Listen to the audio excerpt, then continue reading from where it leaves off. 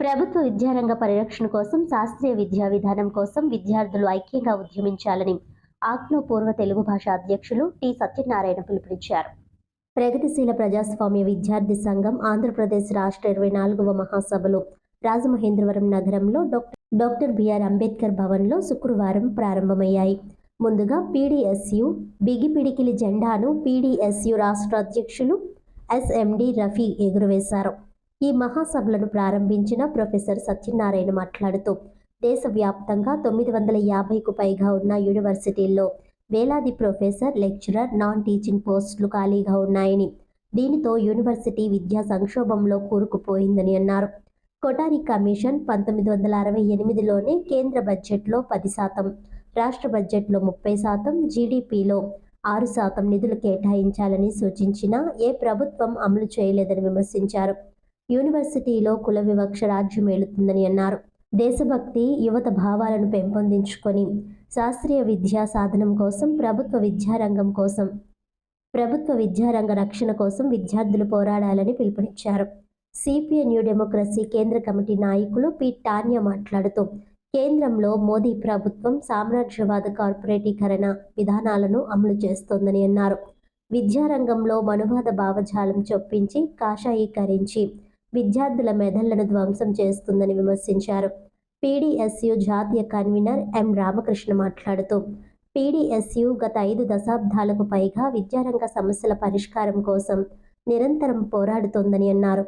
మోడీ, చంద్రబాబు ప్రభుత్వాలు అనుసరిస్తున్న విద్యా వ్యతిరేక విధానాలను ప్రతిఘటించాలని అన్నారు. పీడీఎస్యు 24వ రాష్ట్ర మహాసభల ఆహ్వాన సంఘం తరపున పీడీఎస్యు జాతీయ నాయకులు యు ఘనిరాజ్ మాట్లాడారు.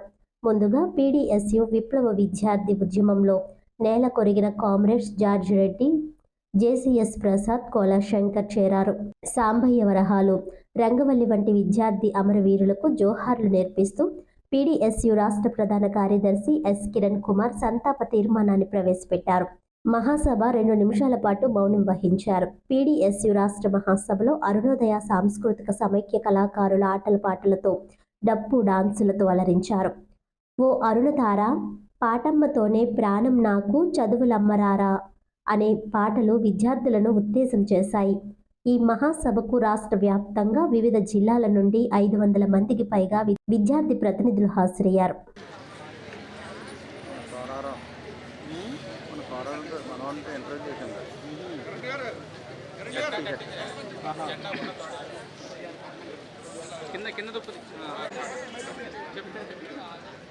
డియర్ కామ్రేడ్స్, ఈరోజు పీడీఎస్యు ఆంధ్ర స్థాపనే పీడీఎస్యు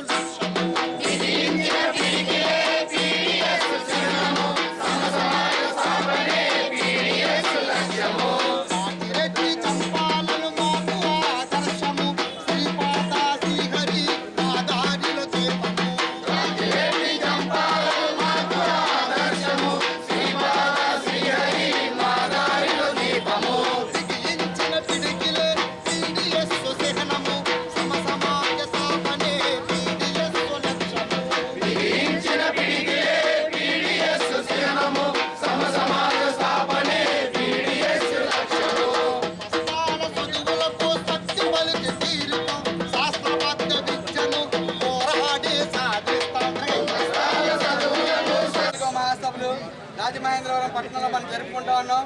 దాదాపు పీడీఎస్యు 1974 నుండి దాదాపు గత 51 సంవత్సరాలుగా కత్తిల వంతెన మీద తన ప్రయాణం సాగించిన పరిస్థితి ఈరోజు. అంటే దేశంలో విద్య అందరికీ సమానంగా ఉండాలని, శాస్త్రీయ విద్యా దృక్పథంతో విద్యా విధానం అమలు చేయాలని చెప్పి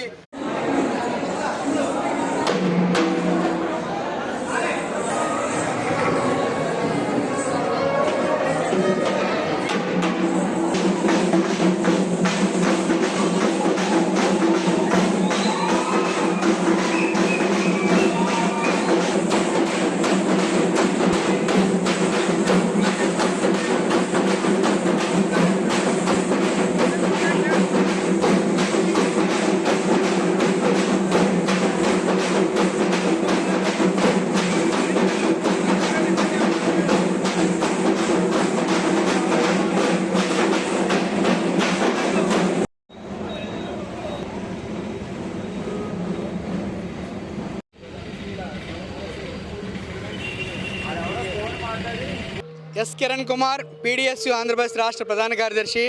ఈరోజు పీడిఎస్యు ఆంధ్రప్రదేశ్ రాష్ట్ర 24వ మహాసభలకి రాజమహేంద్రం కేంద్రంగా జరుగుతూ ఉంది. దాదాపు 28, 29 తేదీల్లో పీడిఎస్యు రాష్ట్ర మహాసభలో భాగంగా ప్రతినిధుల సభను ఏర్పాటు చేసుకోవడం జరిగింది. దీనికి సంబంధించి దాదాపు విద్యను ఈరోజు శాస్త్రీయబద్ధంగా ఉండాలని చెప్పి కోరుకుంటా ఉన్నాం. శాస్త్రీయ విద్య లక్ష్యంగా సమసమాజ స్థాపన ధ్యేయంగా ఈరోజు పీడిఎస్యు పనిచేస్తూ ఉంది. దాదాపు 1974 నుంచి 2025 అంటే దాదాపు 51 సంవత్సరాలుగా పీడిఎస్యు అలుపెరగని పోరాటాలు చేస్తూ ఉంది. విద్యార్థుల హక్కుల కోసం రాజీ లేని పోరాటాలు నిర్వహిస్తూ ఉంది. ఈరోజు కేంద్రంలో ఉన్నటువంటి బీజేపీ ప్రభుత్వం కానీ రాష్ట్రంలో ఉన్నటువంటి టీడీపీ ప్రభుత్వం కూడా ఈరోజు విద్యారంగానికి భారీగా నిధులు కేటాయించాలని చెప్పి ఈరోజు పీడిఎస్యు తెలియజేస్తూ ఉంది.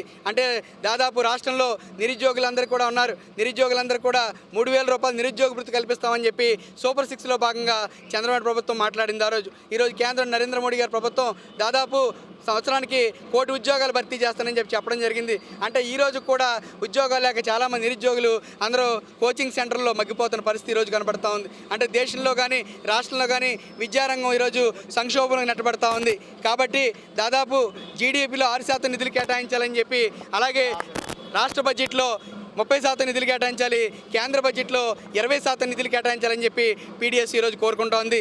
ఈరోజు విద్యా హక్కు చట్టాన్ని పటిష్టంగా అమలు చేయాలని చెప్పి, అలాగే కొఠారి కమిషన్ సిఫార్సులు కూడా ఈరోజు అమలు చేయాలని చెప్పి కోరుకుంటా ఉన్నాం. ఈరోజు కార్పొరేట్ ప్రైవేట్ విద్యారంగం మొత్తం ఈరోజు ఫీజులు దోపిడీ చేసి మొత్తం అందరినీ కూడా ఇబ్బందులు గురి చేస్తున్న పరిస్థితి నేడు చూస్తూ ఉన్నాం. కాబట్టి విద్య అనేది మార్కెట్లో అమ్ముడు వస్తువుగా మారిపోకుండా అందరికీ కూడా సమానమైన న్యాయమైనటువంటి విద్యా విధానాన్ని అందించాలని చెప్పేసి కేంద్ర రాష్ట్ర ప్రభుత్వాన్ని కూడా ఈరోజు విజ్ఞప్తి చేస్తూ ఉన్నాం.